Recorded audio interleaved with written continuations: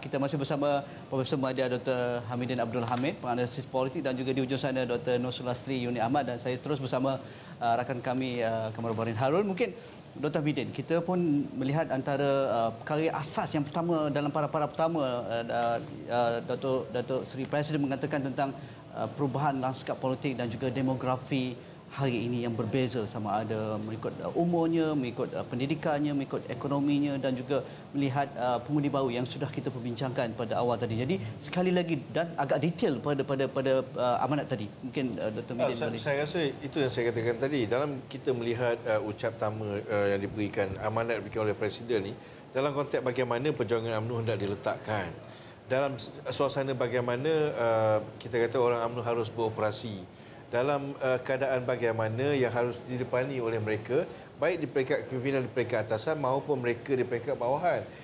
Jadi pada pendapat saya, apa yang diberikan oleh Presiden UMNO tadi ialah satu penganalisaan yang baik, pemberitahuan yang mengingatkan orang UMNO, ahli-ahli UMNO bahawa inilah keadaan semasa kita beroperasi, inilah realitinya.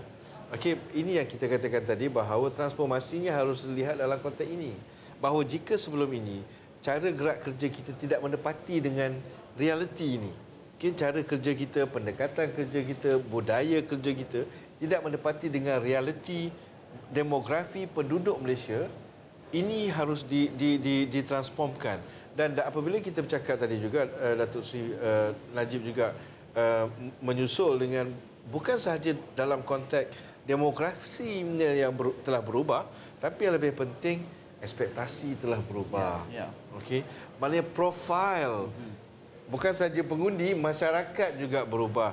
Dalam konteks ini juga menarik bagi pengkaji seperti Dr. Sulastri untuk melihat bagaimana profil ahli UMNO itu juga telah berubah. Ini yang saya katakan tadi, sejauh mana UMNO selari dengan pergerakan kontur politik semasa. Apa yang diberikan oleh Presiden Parti tadi dengan jelas bahawa pemberitahuan, pengingatan bahawa suasananya adalah suasana baru. Pasca merdeka, seperti yang beliau nyatakan tadi bahawa 95% pengundi adalah mereka yang lahir selepas UMNO ditubuhkan. Bayangkan itu, bagaimana UMNO harus berubah dengan cepat. Dan itu dilanjutkan oleh Datuk Seri Muhammad Najib bahawa ini hanya boleh dilakukan apabila transformasi yang bersifat berterusan itu. Bukan berdikit-dikit, itu yang dikatakan, dan bukan bersifat setempat, tapi sesuatu yang berterusan untuk memastikan bahawa pendekatan yang memastikan UMNO itu relevan dengan demografi dan juga relevan dengan ekspektasi dan value semasa itu, nilai semasa itu relevan. Saya rasa itu satu peringatan yang sangat baik. Saya melihat apa yang dicuba disampaikan dalam amanat kali ini bersifat pengulangan. Ya, diulang-ulang, diseru sekali lagi supaya mereka bekerja sebagai satu pasukan. Ya, disentuh tentang peranan cawangan, peranan bahagian negeri sehinggalah ke peringkat kebangsaan. Mengapa Datuk Seri perlu mengulang? Bermakna ada sedikit kelonggaran di situ. Ya, perpaduan antara ahli itu masih longgar, maka perlu diperkukuhkan. Apabila hala tuju itu tidak seiring macam yang kita bincangkan tadi, ya, dan dijelaskan dalam amanat sekali lagi mengatakan bahawa hala tuju itu perlu capai matlamat. Matlamat sekarang mudah saja, menang PRU 13. Ya, bagaimana nak capai? Teamwork. Ya, sebab saya nampak keresahan itu ada pada Presiden Parti. Ya, di mana beliau sudah mengeluarkan segala jerit perih, ya, turun berjumpa dengan rakyat, ya, menyuarakan apa misi Barisan Nasional dan juga UMNO. Maka beliau menyeru supaya ahli-ahli yang lain juga buat begitu. Saya rasa perkara itu tak perlu lagi kita beritahu pada ahli-ahli UMNO. Malah ahli-ahli yang bukan di dalam UMNO juga saya rasa mereka bekerja untuk parti sebenarnya. Cuma mereka tak jadi ahli. Itu je beza. Mereka cuba menyampaikan amanat Datuk Seri Anwar tetapi dalam konteks yang berbeza. Tetapi tidak adil jika ahli UMNO sendiri tidak bergerak. Ya? So dekat situ kita tengok konflik itu ada. Jadi saya tak nak sekiranya lepas ini tampuk pemerintahan masih lagi dipegang oleh UMNO Barisan Nasional, Presiden akan mengulang perkara yang sama. Bangkitlah. Ya. Tahun depan kita akan bincang. Tapi saya pula melihat sebenarnya dalam konteks sedikit berbeza dengan Dr. Sulastri. Apa saya rasa poin yang penting dinyatakan tadi ialah Presiden UMNO dengan jelas mengelengahkan persepsi tentang collective responsibility.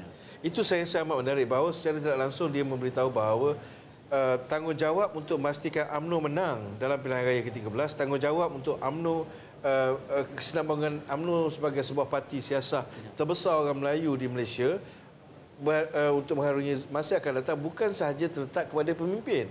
Tanggungjawab itu terletak kepada setiap ahli UMNO.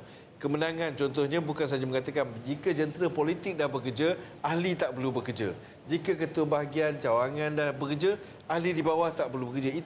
Itu yang ingin disampaikan bahawa ianya bersifat kolektif. Kolektif bermaksud setiap ahli UMNO mempunyai tanggungjawab dan peranan serta hak yang sama. Baik dari segi presiden sehinggalah ke bawah. Maknanya mereka harus memikul tanggungjawab secara kolektif untuk memastikan UMNO relevan dan berterusan kerelevanannya. Asas perjuangan sebab itu saya rasa bermula dengan UMNO sudah pulih. Berkali-kali ditekankan itu di permulaan dan saya rasa pulih daripada tsunami politik 2008 dengan keputusan yang meranjakkan itu. Tetapi menuju ke depan, ini semua perkara yang parti berusia 66 tahun dan dilihat ramai sebagai sepatutnya menjadi sesuatu yang rutin, biasa. Seperti apa yang cuba disampaikan oleh doktor tadi, ini sepatutnya sudah menjadi amalan yang tidak lagi difikirkan. Apa yang perlu difikirkan adalah kepimpinan fikiran menuju ke depan. Dalam konteks ini, bagaimana ingin kita baca keyakinan yang dilaungkan oleh Presiden itu dalam cabaran menghadapi PRU13? Kerana tadi beliau banyak kali mengatakan bahawa pemimpin, individu itu semua perlu bersatu menuju ke depan. Bagaimanapun saya melihat itu kini rakyat akan menghakiminya di atas keputusan ataupun outcome dan kemudiannya kini menjadi UiTM dengan IPT terbesar di Malaysia itu dan kini dasar transformasi nasional. Bagaimana kegusaran kalau kita boleh bangunkan kelompok majoriti dengan perasaan bahawa mereka mampu hidup dengan kualiti hidup yang baik di negara mereka sendiri. Saya rasa itu asas yang cukup kuat untuk Malaysia menuju ke depan seperti juga Korea dan Taiwan. Dalam konteks ini, mungkin Profesor Madya dulu, bagaimana kita melihat ini akan didokong oleh pelbagai stakeholder ataupun mereka yang berkepentingan seperti sektor awam, seperti golongan intelektual di IPT. Kita sudah ada majlis profesor, tetapi bagaimana majlis profesor boleh memberikan pemikiran yang paling hebat kepada pemimpin-pemimpin kerajaan misalnya. Mekanisme baru perlu wujud untuk merealisasikan apa hasrat yang disampaikan oleh Presiden UMNO tadi. Okay. Saya nak mula dua perkara dan perkara pertama yang saya nak ulas sedikit ialah Saudara Kamrul mengatakan tadi apabila Presiden mengatakan UMNO sudah pulih dan saya cuba melihat ucapan Datuk Seri Najib pada kali ini dalam gambaran yang lebih besar. Pada saya dia bersifat transformatif. Pertama, saya melihat dia tidak menyorot sejarah terkebelakang. Okay, itu yang kita katakan tadi mungkin untuk memberikan penyampaian bahawa bukan mengatakan sejarah tidak relevan, tetapi dia lebih menekankan masa kini. Okay, lebih penekanan kepada sini tidak menafikan bahawa peranan yang dimainkan oleh UMNO pada masa yang lalu, tapi memberikan satu penganalisa yang baik pada saya daripada 2008 dan bagaimana dia dan kepimpinan UMNO. Okay, itu transformasi dalam konteks itu. Keduanya saya rasa merupakan satu psychological warfare untuk memberitahu ahli bahawa okey 2008 happen, let's move on. Okey, maknanya mereka telah bergerak daripada 2008, bukan lagi untuk kita buat keluh kesah tentang 2008 di mana silap dia dan di mana apa yang harus kita perbaiki dan itu tidak, kalau kita nampak dalam ucapan Presiden boleh dikatakan perkara yang tidak diungkitkan. Maknanya apa lebih diungkapkan oleh Presiden UMNO pada kali ini ialah tentang realiti semasa, siapa yang harus mereka depani dan bagaimana dia akan bergerak ke hadapan. Dalam konteks soalan kedua yang Saudara Kamarul katakan tadi ialah bagaimana kita nak mewujudkan instrumen institusi yang baru untuk menyokong wadah perjuangan. Di sini saya tertarik dengan ucapan tadi apabila UMNO saya rasa dengan jelas menyatakan apakah peranan yang telah mereka mainkan. Konteks perubahan yang mereka lakukan dalam pembentukan institusi untuk membantu ekonomi orang Melayu contohnya. Daripada RIDA kepada MARA, kepada TERAS, teraju dan sebagainya. Kaedahnya juga berbeza. Kalau dulu ada PNB, now kita ada Equinas dan sebagainya untuk menunjukkan bagaimana pendekatan itu berbeza. Begitu juga seperti yang saudara katakan tadi. Dalam konteks bagaimanakah dokongan-dokongan terhadap UMNO, ini harus dilakukan, pencapaian harus dilakukan dengan lebih jauh lagi. dalam konteks ini kita melihat contohnya, saya selalu katakan dan pernah saya katakan dulu, kalau kita lihat dalam konteks semula jadinya kepimpinan parti siasat di merata dunia, kita melihat wujudnya kumpulan-kumpulan pemikir yang kita katakan akan berkait rapat dengan sebuah parti siasat itu. Dan itu kalau kita lihat juga sudah mula terasa bahangnya di Malaysia. Malahan kita tahu beberapa kumpulan pemikir yang dikait rapat dengan parti politik tertentu. Tapi itu tidak berlaku dalam UMNO. Itu yang seharusnya diakui. Itu tidak berlaku dalam UMNO, maknanya kita tidak mempunyai sebuah badan yang tidak terbergantung dengan UMNO.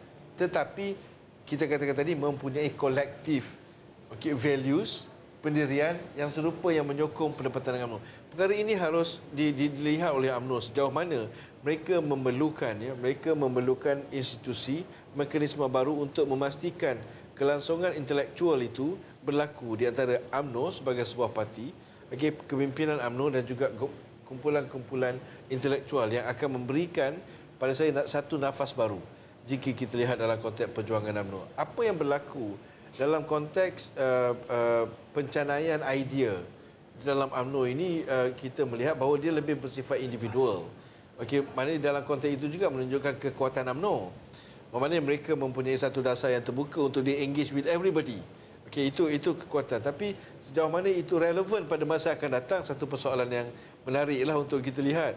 Tapi saya melihat bagaimana inovasi dalam konteks ini harus dijalankan oleh UMNO, dan saya harap transformasi yang dikatakan oleh Presiden Parti sebagai yang berterusan itu akan diterjemahkan dalam konteks ini. Maknanya pembinaan institusi luaran. Seperti yang kita katakan tadi, kekuatan UMNO tidak seharusnya ditunjangi oleh ahli dan parti semata-mata. Kekuatan UMNO kalau kita lihat mesti didukung juga oleh struktur-struktur luaran yang tidak bersifat kepartian, tetapi mungkin shared values, shared ideology di antara UMNO dan kumpulan-kumpulan tertentu, pendesak dan sebagainya. Dalam konteks ini saya melihat bagaimana transformasi struktural itu harus berlaku. Mungkin UMNO akan ada affiliated members pada masa yang sama, ataupun kalau kita katakan mungkin UMNO akan menjadi sebuah parti yang masa akan datang untuk menjadi ahli UMNO, tidak semestinya dia menjadi ahli di cawangan dan sebagainya. They can be member, they can vote di mana kepentingan dia. Ini yang saya maksudkan bahawa transformasi berterusan itu harus dilakukan. Doktor, kalau kita lihat pandangan sains politik, dan Presiden juga sebenarnya luas sekali apa yang disentuh oleh Presiden, tapi kita faham jurusannya itu, mengatakan politik konvensional, fahaman politik konvensional mengatakan kalau mahukan pembaharuan maka parti perlu ditukar daripada yang memimpin atau tidak. Tetapi Presiden berhujah bahawa di Malaysia itu tidak semestinya kes yang sepatutnya berlaku, kerana buktinya tengok latar belakang pembangunan yang sudah dibawakan oleh UMNO. Tapi menuju ke depan, mungkin perlu diletakkan suatu penanda aras yang begitu tepat sekali bahawa ya betul teorinya begitu, fahaman sejagatnya begitu, tetapi ada bezanya UMNO dengan LDP. Ada bezanya UMNO dengan Golkar. Ada bezanya UMNO dengan Komintang. Dan mungkin perbezaan itu, kalaupun kita ambil pandangan sarjana sains politik, adalah kebolehan UMNO untuk berubah pada dalam sebenarnya. Dan itulah transformasi, itu perlu diletakkan dalam konteks itu. Saya bersetuju dengan hujah dan juga pernyataan itu. Kalau dalam konteks susun atur sains politik, sememangnya begitulah yang lebih baik kita buat. Sekiranya kita nak bawa kepada masyarakat kepada sesuatu yang baru, membawa transformasi dan perubahan, kita buat parti yang baru. Tetapi dalam konteks Malaysia, saya rasa kita dah banyak parti-parti baru. Jadi sekiranya kita perlukan parti yang baru, parti sedia ada itu ke mana hala tujunya dan apakah mereka akan membantu kepada perkembangan demokrasi. Jika kita lihat ya pada negara-negara luar seperti LDP, parti LDP yang sudah jatuh di Jepun, parti Golkar dengan dia punya strength dan parti-parti yang lain yang ada di seluruh dunia ini, kalau nak dibandingkan dengan parti Barisan Nasional, saya rasa tidak adil. Ya, setiap parti ada kekuatannya. Ya, kalau pada hari ini kalau dilihat ya, kalau UMNO itu pulih, saya kurang bersetuju di situ. Yang saya boleh katakan adalah ya, keyakinan rakyat pada Barisan Nasional itu sudah kembali. Ya, bukan UMNO itu perlu dipulihkan sebab kita ada coalition party. Ya, kalau asyik menuding pada UMNO, Komponen parti bagaimana? Adakah jentera parti itu hanya yang membuat kerja UMNO? Ya, kita ada parti yang lain, mereka tidak bekerja ke? Ya. So dalam membentuk sebuah negara demokrasi, walaupun kita tidak mengamalkan full demokrasi seperti negara Korea Selatan, saya rasa tabik juga pada pemimpin-pemimpin dalam negara kita kerana berjaya mengekalkan demokrasi secara aman. Ya, apabila UMNO itu kita kata kalau kita nak ubah, kita kena ubah dalaman UMNO. Saya bersetuju. Ya, dari dahulu, dari zaman Tunku Abdul Rahman, konflik berlaku dengan Datuk On Jaafar dan sebagainya. Konflik itu sentiasa ada, faktor dalaman memberi impak kepada perkembangan parti. Ya, nak berubah dalaman parti bukannya senang. Kalau kita hanya ada ahli UMNO tanpa sayap, saya rasa mudah kita jalan seiring. Dengan kepelbagaian isu-isu sayap parti pula dah satu masalah. Tapi tidak mustahil dalam sains politik. Boleh berlaku. Apa yang kita boleh buat, mungkin saya boleh cadangkan, kita pakai ala diktator. Ya, di mana? Yes, very controversial. Arahan turun dari atas ke bawah. Ya, tapi apa yang berlaku pada hari ini, hegemoni terlalu kuat. Ya, arahan berbentuk vertical top down. Ya, walaupun kita rasa terhimpit dengan arahan yang diberikan, kita mampu laksanakan, tetapi disebabkan oleh kita sayangkan pemimpin itu, kita akur. Secara tak langsung kita sokong. Ya, itu perjalanan dalam sistem politik kita pada hari ini. Jangan kata UMNO saja macam tu. DAP lagi kuat. Ya, Pakatan Rakyat sangat kuat. Ya, kalau dia kata tidak berlakunya hegemoni, maksudnya mereka hanya mendengar. Mereka tidak boleh bersuara. Salah. Ya, kalau dilihat UMNO, hegemoni Melayu sangat kuat dengan kedaulatannya, dengan segala macam protokolnya. Saya rasa tidak adil. Ya, kenapa dituding pada UMNO? Kenapa tidak parti-parti yang lain? Because mereka bergerak secara berkumpulan. Ya, dalam konteks demokrasi itu yang saya cakap. Ya, kalau betul nak buat, kita kerah. Tetapi kerahan itu perlu sampai kepada ahli dan ahli itu perlu membantu untuk menjalankan dan mencapai. Tapi dalam konteks hari ini, adakah kita melihat parti-parti siasat seperti sebesar UMNO ini mempunyai masa yang banyak untuk mengubah secara dalaman, dalam masa yang sama masyarakat berubah begitu pantas? Sebenarnya saya akan cuba jawab saudara Haji Nazri, tapi saya ingin tambah apa yang Kamarul katakan tadi apabila kita bercakap tentang perubahan, transformation yang berlaku. Saya rasa we in Malaysia to some extent ada setengah cendekiawan selalu mengingatkan bahawa we are sometimes overcritical of ourselves. Okay, tapi pada masa yang sama juga saya ingin melihat begini. Kita melihat perubahan yang dilakukan seperti apa yang dikatakan oleh Perdana Menteri tadi merangkap Presiden UMNO. Apabila kita melakukan perubahan dalam bentuk perundangan ISA dan sebagainya, apabila sweeping changes dilakukan, transformasi dilakukan di Malaysia ini, bagi pendapat saya, ia dilakukan tanpa masyarakat menyedarinya pun. That's how the smooth transformation has been done.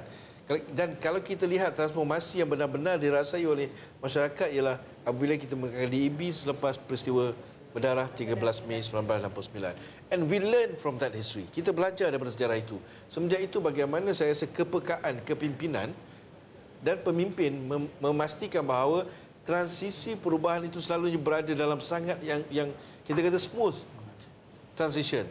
Okey, kalau kita lihat transisi political transformation yang kita buat, bukan tidak berlakunya pertumpahan darah, perubahan yang kita berlaku daripada masyarakat agrarian to masyarakat industri without a riot basically, dan kita boleh dikatakan keruntuhan kelas atasan dan pembiakan ataupun penambahan golongan menengah di Malaysia berlaku di depan mata dalam tempoh 20 tahun yang kita sendiri tidak rasai, tetapi kita sedar bahawa suddenly kita sudah berada dalam tahap yang tertentu. Ini yang saya lihat bahawa kejayaan dalam konteks itu, transformasi yang dilakukan dan yang smooth, okey, dan boleh dikatakan kita mendahului kehendak masa pada masa yang sama. Sudah tentu tekanan diberikan oleh masa, responsif datang, tapi bermakna kita tidak menunggu seperti apa yang berlaku di setengah negara. Apabila berlakunya orang kata model ekonomi dia akibat apa? Rusuhan. Kalau kita ambil contoh apa yang berlaku di Greek hari ini, ya, menarik untuk kalau kita lihat. Apa yang berlaku di Greek hari ini lah apa yang telah kita buat dasar pada 1986. Apabila kita privatization, malah kita mengurangkan kerajaan pada situ di bawah Dr. Mahathir memikirkan bahawa kerajaan sudah tidak mampu lagi untuk menampung kebanyakan perbelanjaan. Itu apa yang nak dilakukan oleh Greek pada hari ini. Bafia, contohnya dengan bank, dari segi industri kewangan, dilakukan dengan pergabungan bank dan sebagainya di 1990-an. Sebab itu the second wave yang kita kena pada 2008, we are stabilized. Begitu juga dalam konteks political transformation. We are prepared for that. Ramai yang mengkritik bahawa itu tidak cukup, mahu kebebasan yang selebihnya. Tapi jika kita pergi dengan lebih mendalam, kita melakukan penganalisan, malahan setengah negara di Britain bahawa ini satu perdebatan yang hebat apabila House of Lords menolak pembentukan sebuah panel mahkamah khas untuk mencarakan kes-kes tertentu. Bermakna sudah mula wujud apa yang telah kita runtuhkan di sini mahu dibina di England. Australia hari ini sedang mengkaji bagaimana hendak memperkenalkan emergency ordinance yang kita telah hapuskan. Dalam konteks ini saya melihat transformasi itu. Tapi saya juga setuju dengan saudara Haji Nazri apabila mengatakan bagaimana sebuah parti yang mempunyai asas institusi yang sangat kuat, budaya yang boleh dikatakan kukuh dan utuh seperti UMNO, lama sejarahnya, keberlangsungan ini hendak melakukan maneuvering dalam konteks transformasi. Di sini saya rasa cabaran. Kalau kita lihat kepada kepimpinan UMNO pada hari ini, dan ini yang dinyatakan oleh Presiden tadi, bahawa setiap zaman, setiap era itu berbeza kehendak semasanya. Zaman On Jaafar, kepada Tunku Abdul Rahman, kepada Tun Razak, kepada Hussein On, Mahathir Mohamad, Abdullah Badawi dan Najib Razak. Kalau kita lihat setiap zaman itu, sejauh mana pemimpin dan kepimpinan boleh membawa UMNO berubah, sudah tentu seperti saudara Dr. Sulastri katakan tadi. Dalam sebuah organisasi, sudah tentu keputusan dibuat daripada di atas. Pada saya ialah bagaimana keputusan ini diterjemahkan dalam konteks pendekatannya, kefahamannya dan penerimaan daripada bawah itu akan mencerminkan kelangsungan, kecepatan dan kejituan perubahan yang hendak dilakukan. Tetapi jangan lupa, UMNO tidak harus dilihat dalam konteks dalaman semata-mata. Perubahan, kita kata kecepatan perubahan dan sebagainya itu harus dianalisa, dilihat dalam konteks masyarakat yang lebih besar pada masa yang sama. Yang selama ini, saya kira tidak ramai ahli UMNO mahu menerima hakikat itu. Mereka mengirakan bahawa kepentingan UMNO ini harus dijaga oleh ahli. Harus dipakai oleh ahli tanpa melihat bahawa orang luar sebenarnya memainkan peranan. Keputusan pilihan raya itu ditentukan bukan oleh ahli UMNO seperti yang dinyatakan oleh Presiden tadi, bahawa keputusan itu ditentukan oleh pengundi, oleh masyarakat masa. Dalam konteks itu saya melihat adakah kecepatan penerimaan dan daripada atas ke bawah ini mempunyai apa yang kita bincangkan tadi, mempunyai hubungan rapat dengan strukturnya, okey, mempunyai rapat dengan undang-undangnya, peraturannya dan sebagainya. Itu yang saya harapkan, transformasi itu akan berterusan berlaku dalam UMNO. Dalam ungkapan ucapan tentang berterusannya transformasi itu, diungkapkan tentang menimbulkan idea pada waktunya. Dan itu saya rasa cukup menarik untuk kita debatkan. Kita perlu rehat sebentar. Jumpa lagi selepas ini.